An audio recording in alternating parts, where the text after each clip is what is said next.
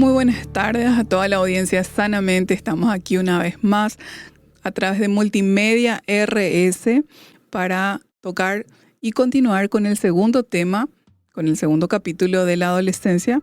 Y bueno, hoy contamos nuevamente con nuestra invitada de lujo, la licenciada Mercedes Centurión. Ella estuvo con nosotros el programa pasado y hoy vamos a darle continuidad al tema que iniciamos.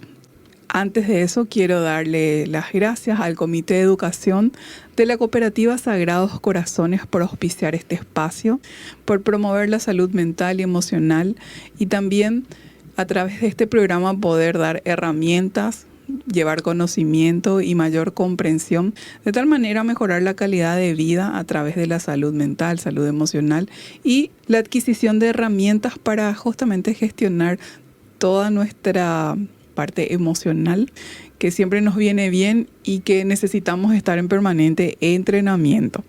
Bueno, dicho esto, quiero saludarle a Mercedes. Buenas tardes, Mercedes. ¿Qué tal? ¿Cómo estás? Buenas tardes, Jadi. Muchas gracias por la invitación. Encantada de estar nuevamente con ustedes, compartiendo un poco más acerca de este tema apasionante que siempre es importante seguir actualizándonos porque las generaciones van cambiando. La realidad y el contexto también se va actualizando y es importante que manejemos ciertos códigos para poder acompañar mejor a nuestros chicos. Así es, y nuestro tema se denomina Crecer Juntos, Padres e Hijos en la etapa adolescente. Y realmente sí es un crecimiento de juntos porque si bien los adolescentes atraviesan esa etapa, los padres como si pasaron como adolescentes, claro que sí, todos atravesaron esa etapa, pero están en la etapa de ser padres de adolescentes, que es diferente. Claro, es otro rol. Es otro rol. Claro, porque olvidamos que pasamos por esa etapa en primer lugar y en segundo lugar estamos ya con otras ocupaciones. Trabajamos, estamos estresados, tenemos un ritmo de vida un poco más acelerado.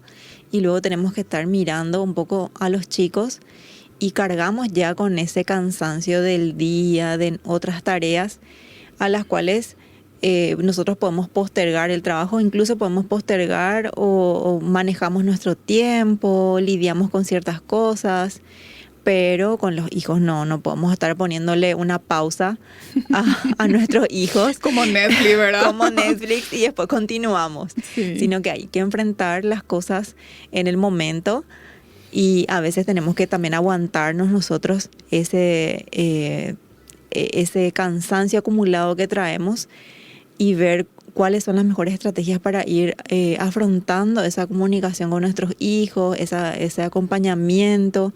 Porque si nosotros estamos ya estresados del trabajo, en problemas con la pareja, con la familia, y venimos a casa y queremos preguntarle algo a nuestros hijos, quizás le preguntemos hasta mal también y tenemos otra respuesta mala y ahí empiezan los conflictos con los hijos.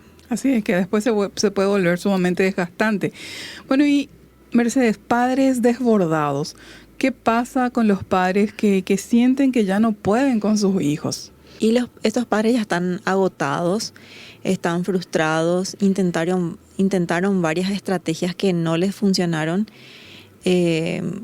poniendo castigos, sacando cosas, de repente con discusiones, el famoso plagueo, que realmente a los chicos les entra por un oído, les sale por el otro y quizás les genera más rabia, como decimos entre paréntesis, como que parece que se rebelan más y nos hacen a propósito, decimos los padres, pero en realidad ellos no están entendiendo, estamos en esa dificultad en la comunicación y se genera esa brecha, entonces no podemos razonar con ellos, cosa que es muy difícil. Entonces vienen ya los padres sobrepasados por situaciones que no saben manejar, pero no es una falta de amor, sino que es una falta de herramientas. No tenemos las herramientas adecuadas para poder sentarnos a hablar con los chicos. Hablamos en el peor momento, les tratamos de hacer razonar, a veces les culpamos o a veces nos culpamos a nosotros mismos Entonces estamos en un ciclo así que es muy improductivo y que genera más malestar. Muchos padres realmente aman profundamente a sus hijos, Mercedes, ¿verdad? Pero no saben de repente cómo llegar a ellos.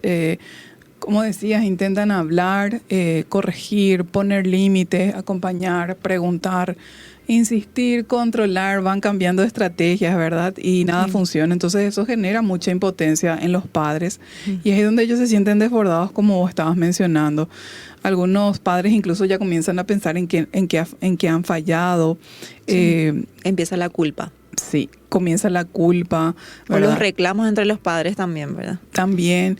Entonces, aquí es muy importante transmitir que no es falta de amor, sino que muchas veces en realidad es falta de herramientas adecuadas para esta etapa, ¿sí? Claro. Y que no vinimos con un manual. No es que nace tu hijo y te dan un manual. Este es el manual de 0 a 5 años, de 5 a 10.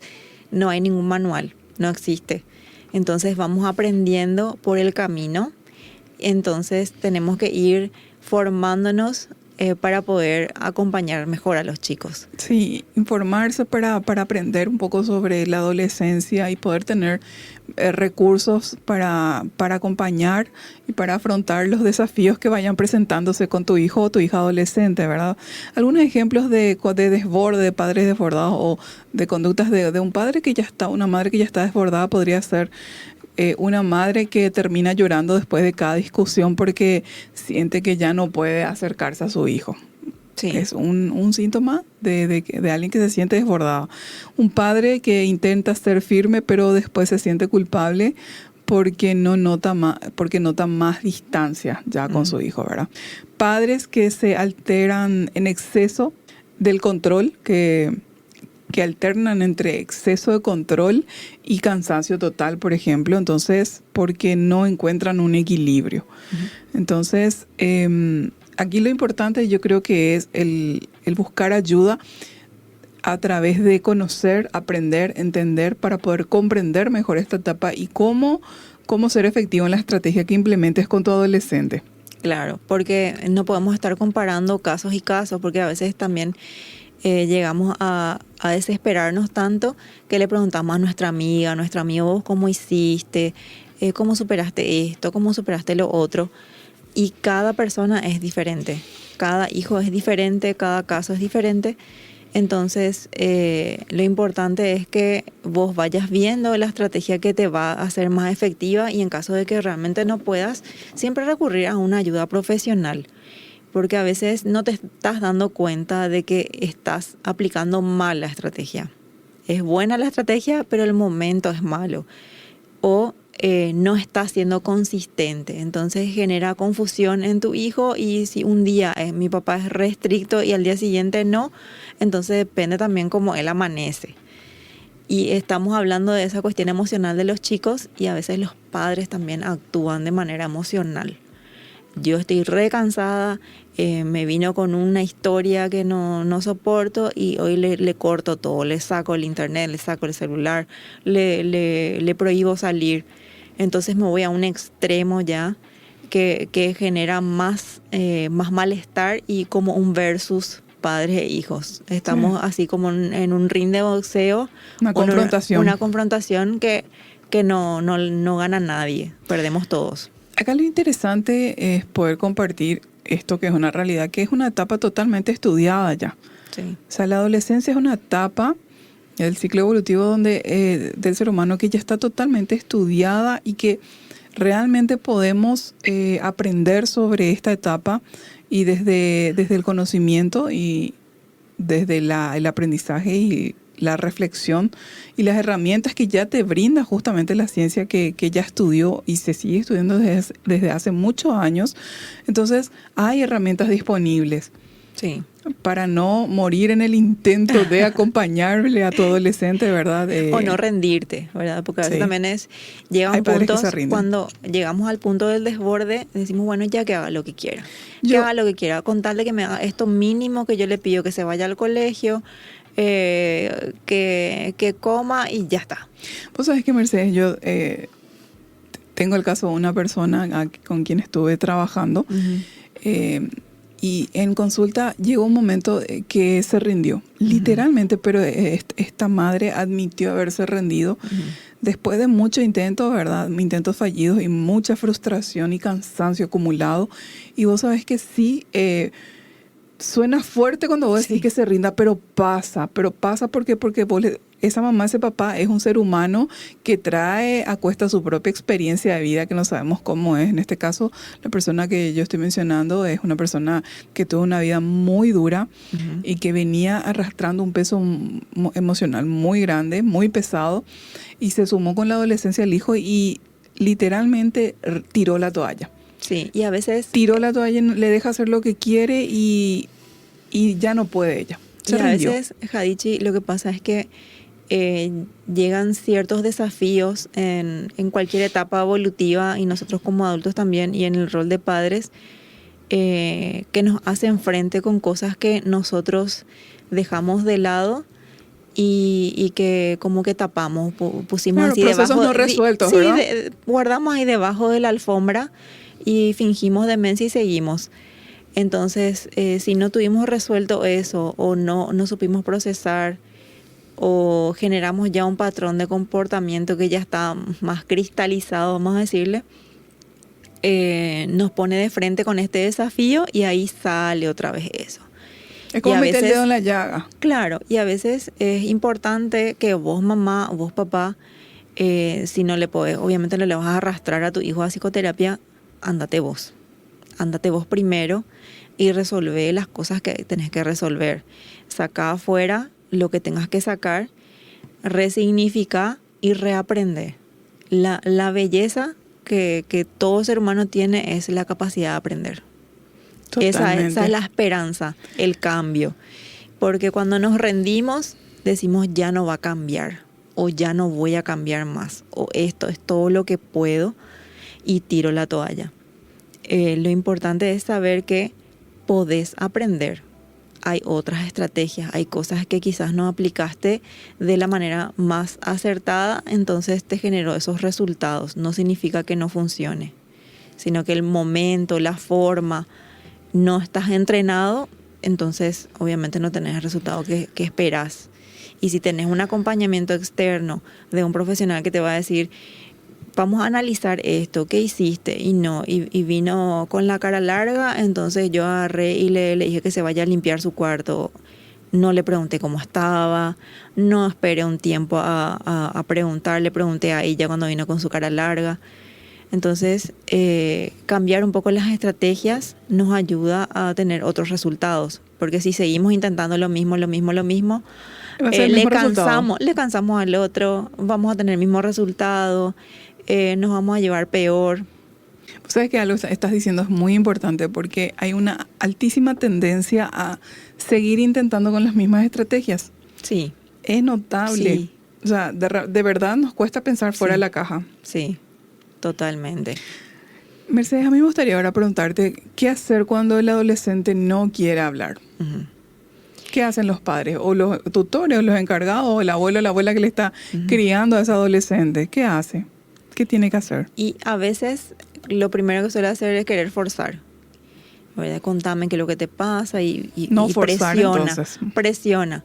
Y eso genera así como más rechazo. La cuestión es que nosotros tenemos algo a nuestro favor que ya le conocemos bastante a nuestros hijos y sabemos hasta por su forma de respirar si amaneció bien o amaneció mal. Entonces tenemos que buscar el momento, el escenario más favorable para que se distienda y esté relajado mi hijo y me pueda contar un poquito más acerca de eso que me preocupa. Y ahí introducir el tema. Qué sé yo, nos vamos en el coche, le busco del colegio, le pregunto, ¿qué tal el cole? Y bien, ¿y cómo te sentiste hoy? Y ayer te noté de tal manera y me gustaría saber si yo te puedo ayudar. Y si te dice que no, bueno, quiero que sepas que puedes contar conmigo, que no importa el problema que sea, que yo te voy a escuchar. Totalmente, porque no forzar significa no presionar, significa no interrogar excesivamente ni exigir apertura inmediata. Recordemos que hablar de las emociones requiere cierta seguridad en la persona para que haya esa apertura, porque hablar de las emociones te lleva a un estado de vulnerabilidad. Sí. Te sentís vulnerable al poder expresar tus emociones, al abrir tu corazón, ¿sí? Entonces, muchas veces podría ser que el adolescente no se sienta todavía listo o lista, y presionarlo lo único que puede generar es aumentar la resistencia en el adolescente. Y, por ejemplo, en lugar de insistir con eso de decime ahora qué te pasa, un padre o una madre le podría decir, Mercedes, cuando quieras hablar de esto, cuando te sientas preparado, seguro o Decime. cómodo, ahí podemos hablar. Aunque te va a decir de repente a las 12 de la noche cuando vos estás re cansado y vas a tener que sacar así un superpoder dentro tuyo para poder escucharle en ese momento, porque si vos te cerrás cuando te dice, sí, sabes que yo quiero hablar contigo hoy, tenés un momentito, no importa la hora, no importa el momento, tenés que cumplir porque vos ya diste tu palabra, y si vos te cerrás en ese momento por cansancio o lo que sea, ya eso no se va a repetir. Pierde Sí. credibilidad el adulto. Sí. Se pierde la confianza también, ¿verdad? Sí, y eso surgió de es un momento a otro. Una y hay que oportunidad desaprovechada, sí. No, cuidado con eso. Sí. Es importante también que los padres, los cuidadores o tutores, ¿verdad?, de los adolescentes eviten convertir cada silencio en un interrogatorio, ¿sí? Darle permiso también al adolescente que tenga sus momentos de silencio y que guarde aquello que quiere guardar. O sea, respetar, creo que es muy importante para que no se corte esa comunicación. Y Sí. también respetar las veces que necesita tiempo antes de poner en palabras lo que siente. Sí, porque Muchas veces no está preparado sí, en ese momento, en el aquí y ahora. Está abrumado por la emoción, entonces no te puede contar que el acontecimiento detrás de esa emoción. Porque generalmente son acontecimientos que para la persona son súper importantes y no está pudiendo procesar lo emocional, entonces no va a bajar tampoco a lo que es la acción, ¿verdad? Sí.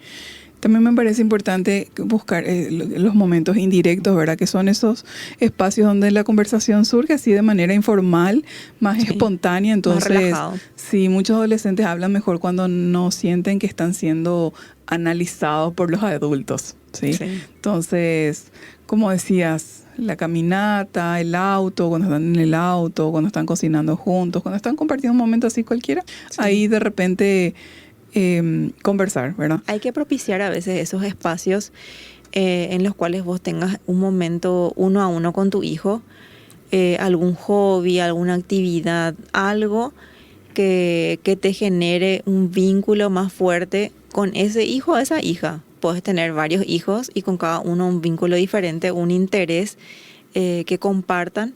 Entonces aprovecharte de eso para poder generar esos espacios en los cuales tu hijo se pueda abrir contigo.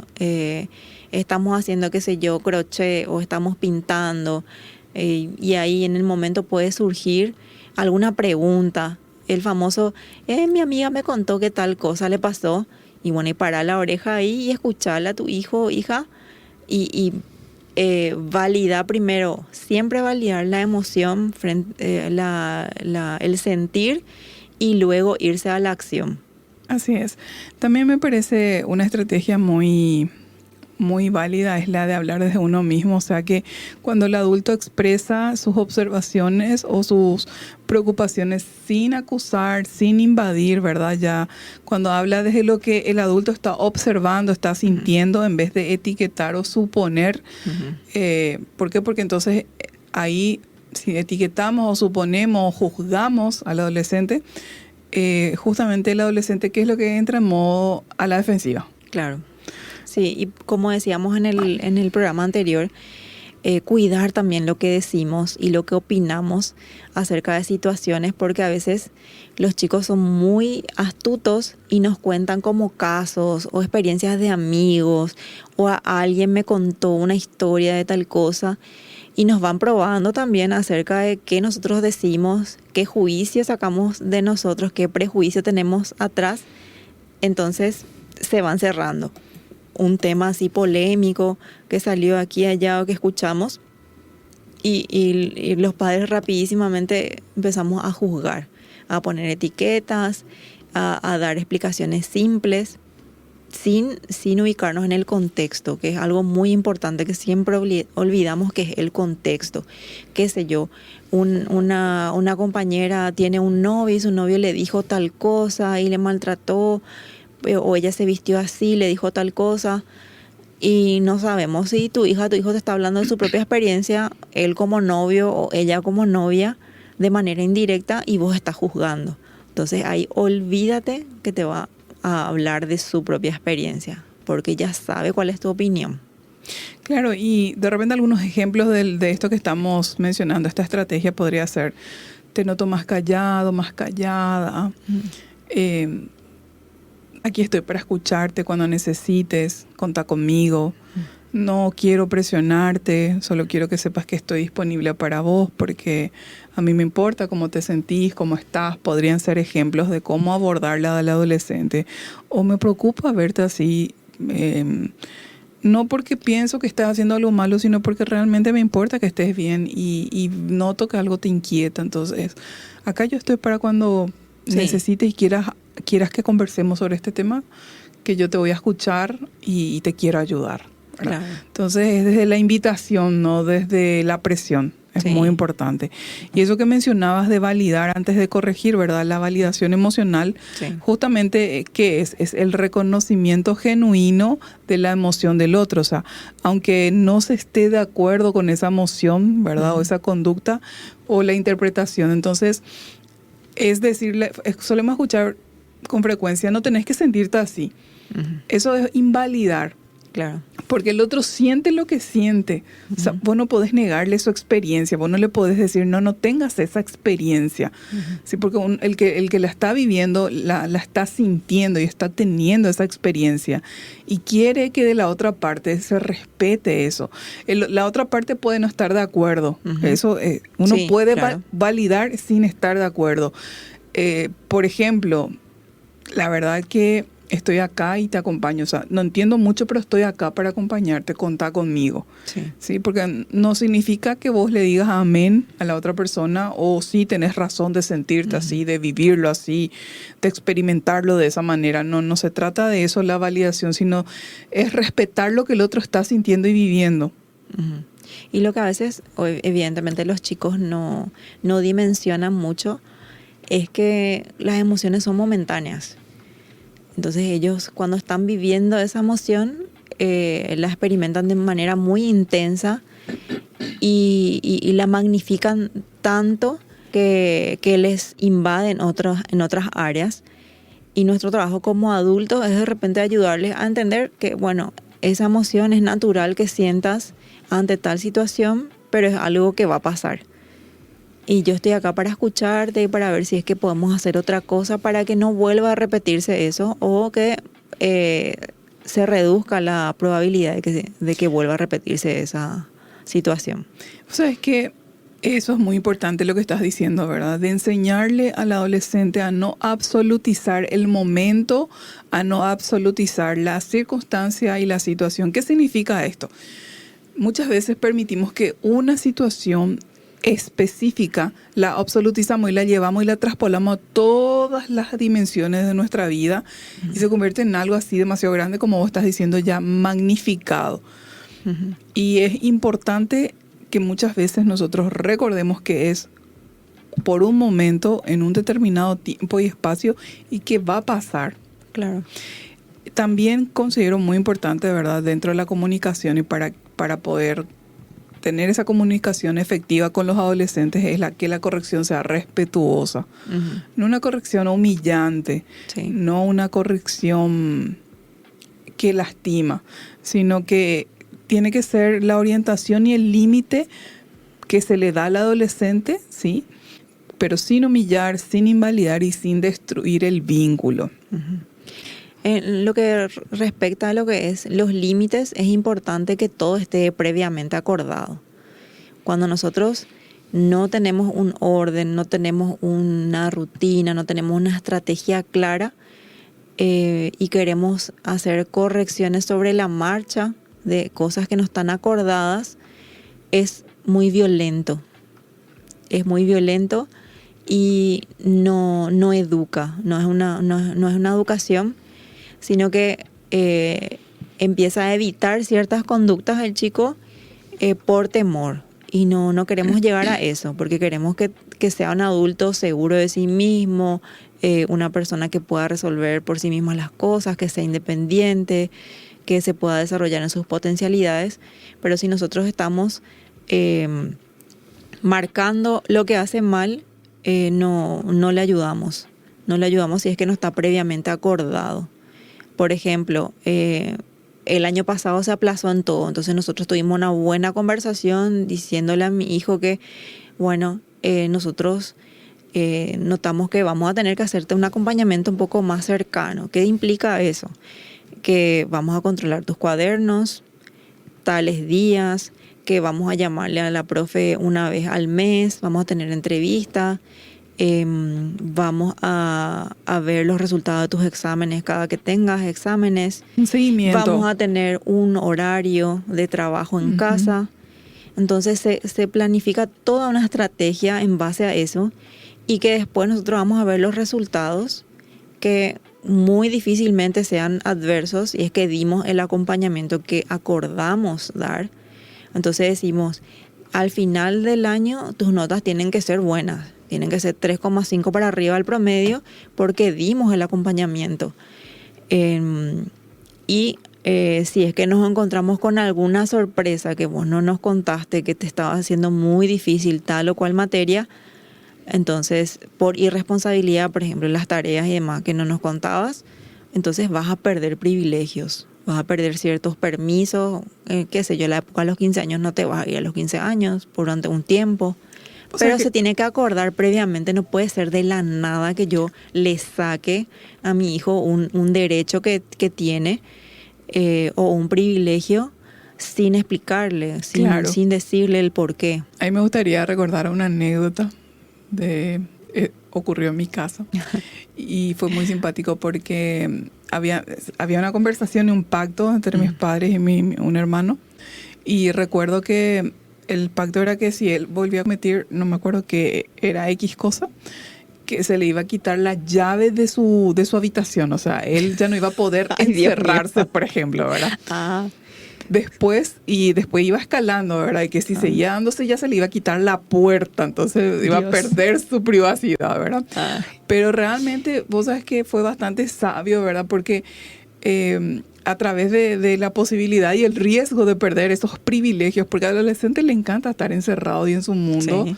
Está en un proceso de ese identitario y de saber, de una exploración interna. Sí, y de ser individuo. Individuo aparte. Distinguirse de los demás, esa es la palabra correcta. Entonces, lo que estás diciendo también me parece muy importante, una herramienta bastante efectiva. Y también me gustaría agregar que la conexión tiene más poder que el control, ¿verdad? Y cuando hablamos de conexión nos referimos a esa conexión emocional que tanto quieren y anhelan los adolescentes y que facilita justamente la cooperación mucho más que el control rígido que un adulto pueda ejercer. Por ejemplo, un adolescente colabora más cuando se siente comprendido que cuando se siente atacado. Claro. Y es lógico, o sea, yo creo que cualquiera de nosotros colaboramos más cuando nos sentimos comprendidos o contenidos que cuando nos sentimos atacados. Sí. Y a veces, Jadichi, lo que hacemos mucho es exigirle a los hijos que entren en una categoría o en unos ideales que nosotros nos hacemos también como padres. Claro, y no les dejamos a ellos desarrollar esa individualidad, esa búsqueda que están haciendo, no les dejamos hacer libremente. Y entonces le cortamos eso a ellos y ahí se bloquean también con nosotros. Sí, y de hecho que una charla serena logra mucha más apertura que una confrontación inmediata, directa y violenta, ¿verdad? Y un límite dado con vínculo suele ser mucho más efectivo que uno impuesto desde el enojo, por ejemplo. Entonces, yo puedo limitar y puedo decirle, vos hiciste esto y la consecuencia es esta, claro, ¿verdad? Pero desde un estado emocional de calma. Claro, centrado, porque cuando aplomado. Gritamos y todo eso, ¿qué queda? Queda el grito nomás, ya no queda más el mensaje. Y otra cosa que se me estaba yendo un poco era que estamos también muy pendientes de los errores, muy pendientes de lo mal que hacen. Sí. Y nuestros hijos están construyendo también la seguridad y la autoestima, entonces es importante que remarquemos lo bueno que hacen. Si mi hijo el año pasado era un desastre en el cole y este año no estoy recibiendo reportes, ya empezaron las clases hace cuánto y no estoy recibiendo ninguna llamada de los directivos, entonces voy a llamar yo al cole y voy a preguntar qué tal está mi hijo. Y si es que me dicen, tu hijo señora está mejor, pero creo que está madurando, está teniendo otra actitud, entonces felicitarle a mi hijo. Hay que felicitar también. El reconocimiento. Es súper importante, porque a veces... reforzar la conducta positiva. Reforzar la conducta positiva genera mejores conductas. Porque a veces cuando nos centramos mucho en el castigo, en el control, en lo rígido, y no vemos los intentos por lo menos de mejoría, los chicos ya no intentan más. No porque mamá quiere lo perfecto, o sea, no me salió, qué sé yo, quise hacer una torta y se me quemó, ya nunca más hago, ¿verdad? Pero por lo menos sí, mira, aprendiste a usar la batidora, sabes los ingredientes, ahora Claro. aprendiste que la temperatura es lo que te falló o el tiempo, y podés intentar nuevamente y le acompañamos al chico, va a seguir intentando y se va a acercar a lo que nosotros queremos que logre. Excelente, Mercedes. Ahora vamos a compartir un poco acerca de terapia y resistencia del adolescente a la terapia, Mercedes. Y cuando hablamos de la resistencia a la terapia, sabemos que es frecuente en adolescentes y no necesariamente significa rechazo al cambio, sino puede significar temor, puede significar desconfianza, puede significar vergüenza, Sí. o también esa sensación de estar señalados. ¿Qué nos podés compartir sobre este tema? Para empezar, los padres son los que buscan un terapeuta. Entonces ahí genera un poquito de desconfianza del adolescente de quién es este extraño que me va a escuchar y que va a saber, y seguramente que le van a contar todo a mis padres y demás. Entonces, si es que cambiamos de estrategia y los padres empezamos terapia, podemos ir cambiando el ambiente que le rodea al chico, y cambiando el ambiente y el contexto, generar cambios conductuales también en los adolescentes. Entonces, de manera indirecta estaríamos interviniendo y generaríamos cambios. Ya después se trabajaría con el adolescente si es que está dispuesto, porque a veces se van también y no te dicen nada. Entonces, ir hablando desde qué tal tu día hoy, al clima, de qué club sos, hasta las cosas un poco más profundas, hasta generar ese vínculo, ese rapport que es fundamental para poder ir avanzando. Pero los padres a veces, si van cambiando esas formas de comunicación, el no, qué sé yo, no contestarle cuando está enojado, o cuando estoy yo cansado y enojado, entonces vamos a tener ya algunos cambios interesantes. Comprendo. Y muchas veces también los adolescentes no quieren ir a terapia porque sienten que significa que ellos son el problema. Claro. Entonces, como también mencionaba, otras veces puede ser que ellos no quieran hablar con desconocidos, o que sienten que se les obliga, ¿sí? Claro. Entonces, por eso en muchos casos el primer trabajo, justamente como ya lo decías, no empieza con el adolescente, sino que empieza con los padres, ¿verdad? Sí. Cuando los padres cambian ciertas dinámicas, se reduce la tensión entre los padres y sus hijos adolescentes, y muchas veces el adolescente ya empieza a mostrarse más receptivo. Algunos ejemplos, ¿verdad? Podría ser que una adolescente rechaza terapia porque siente que la están culpando. Podría ser un motivo, y es un ejemplo de por qué podrían rechazar. Sí. Padres que empiezan orientación familiar notan mejoras en casa antes de que el hijo acceda a consultar. Y también cuando baja la presión, el adolescente deja de percibir la ayuda como un castigo. Entonces es muy importante que la intervención no siempre inicie con el adolescente, muchas veces empieza con los padres realmente. Sí, y lo bueno que hoy en día, a pesar de que existen todavía muchos mitos referentes a la salud mental adolescente, hay un poco más de apertura acerca de los chicos también, de que de repente necesitan una ayuda profesional más allá de la de los pares, de los amigos, y se están abriendo un poco más a tener su espacio propio de una persona que es totalmente fuera de su familia, fuera de su entorno, que pueden ellos percibir como más objetiva. Entonces quizás lo que ellos asocian psicoterapia a me van a acusar o me van a tratar de que yo estoy enfermito o cosas así. Si cambiamos el discurso y le decimos, esta persona va a estar solamente para vos, te va a escuchar solamente a vos, vos le vas a poder decir todo lo que esté en tu mente y en tu sentir sin prejuicios, sin juicios de ningún tipo, y todo lo que hables va a quedar con esa persona, quizás cambie un poquito más la perspectiva.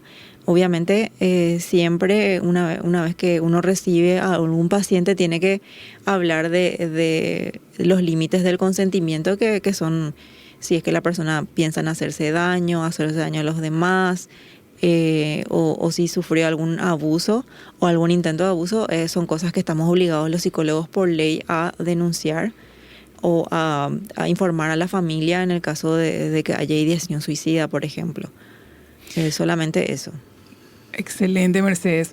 Y si tenemos que hablar de factores de riesgo y de protección, ¿qué le protege realmente a un adolescente? Su círculo, sus vínculos, la familia, que tenga vínculos seguros. De repente puede que no sea ni mamá y papá, que sea un tío, una tía, algún primo, algún hermano mayor, que sea el lugar seguro para nuestros hijos, en quien puedan confiar. Lo importante es que tenga ese círculo social y emocional que les apoyen. Si ellos se sienten seguros, no juzgados, entonces la red de apoyo es un factor protector para la persona. La red de apoyo realmente es muy importante, muy determinante, y yo creo que a lo largo de la vida la red de apoyo es un factor protector y realmente ayuda mucho al bienestar emocional de la persona. Somos seres sociales, seres que vivimos en comunidades, que vivimos en familias y que tenemos necesidades sociales, ¿verdad?, que solamente el grupo lo puede suplir también, ¿verdad? Y yo creo que ahí los amigos y esa red de apoyo, la familia, es determinante como un factor de protección y de mitigación de los diferentes riesgos que conllevan esta etapa de la vida. Sí. Hay riesgos que son inherentes, ¿verdad?, por la naturaleza misma de la etapa, ¿sí? Que tiene sus propias características, rasgos, clasificación, descripción, ya estuvimos hablando de eso. Entonces es muy importante la red de apoyo que la persona pueda tener a lo largo de su vida, y en esta etapa de la adolescencia no es menos ese factor. Muy bien, si tuviéramos que hablarle un mensaje final a los padres, Mercedes, ¿cuál sería? Lo primero es que si es que hay alguna situación que no sepamos manejar, que pensemos que hay un cambio brusco en nuestros hijos, que se está sosteniendo a lo largo del tiempo y que no está mejorando, no minimizar. Primero, no minimizar el sentir cuando se expresan, o el silencio también, que a veces puede ser el aislamiento un síntoma muy fuerte de que está pasando por estrés, de que está pasando por ansiedad o de que está iniciando una depresión. Es importante que estemos atentos a esas señales y a acompañar en el dolor de nuestros hijos, que a veces están pasando por situaciones que no saben cómo manejar, qué sé yo, amistades que terminan, a veces puede ser incluso la muerte de una mascota, que nosotros juzgamos así como algo, ay, es una tontería, pero no es una tontería para ellos, y realmente están sufriendo, están pasando mal. Entonces, pedir ayuda es una forma de demostrar amor y de cuidar. Entonces, si es que no sabemos cómo, es importante acudir a un espacio profesional que nos acompañe en esto, que a veces como padres no sabemos manejar, no entendemos. Por lo menos si nosotros acudimos como padres ya vamos a saber cuál es el siguiente paso. Si hoy mi hijo está así, me preocupa esto, está muy cambiado, ¿qué es lo que pasa? O sea, ¿cómo podemos nosotros intervenir?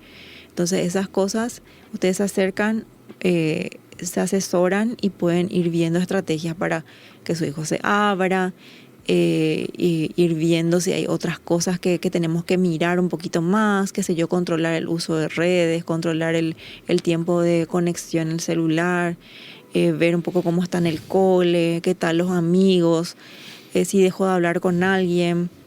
Son tantas cosas. Hacer un seguimiento. Hacer un integral. Seguimiento, claro, integral. No porque nuestro hijo no nos traiga problemas quiere decir que todo está bien, ¿sí? A mí no me llaman del colegio, entonces todo está bien. No le veo que se pelee con nadie, entonces todo está bien. Y está encerrado todo el día, 24/7. No le habla a nadie, es muy bonito mi hijo. O sea, a veces asociamos que es muy bueno con que no, es muy extrovertido. No tiene nada que ver una cosa con la otra, ¿verdad? Totalmente. Mercedes, ¿qué tanto se da la depresión en los adolescentes? Y creo que ahí el principal riesgo es el suicidio, ¿verdad? Sí, justamente es una de las causas de muerte en adolescentes, es esa. Y hay muchos mitos, como te decía, que piensan de que una persona es débil, cómo no va a poder superar esto o aquello.